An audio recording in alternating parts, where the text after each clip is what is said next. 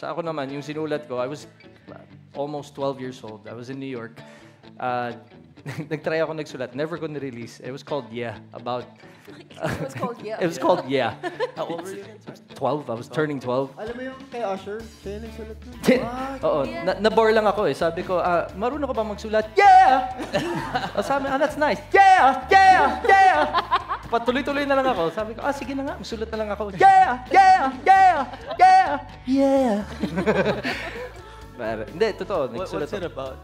It's about a girl that I had a crush and I couldn't talk. When I first came into this town and I saw you walking down the street. It was 1990s, okay?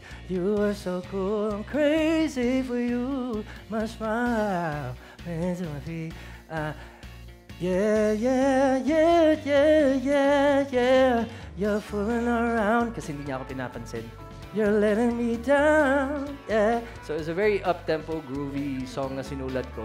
Tapos ibibigay ko sana sa kanya. Tapos yun, nalaman ko pala, jowa ng best friend ko. Oh, so sad! 12 ako nun. So, Dapat nilabas mo na lang yung songs. hindi, tinago ko na lang, tinapon ko na lang yung kantang yun. Sabi ko, kaya yung sinulat ko after nun, yung no, no, no, no, no, didn't say yeah, yeah. Ano naman, no. Naging no na.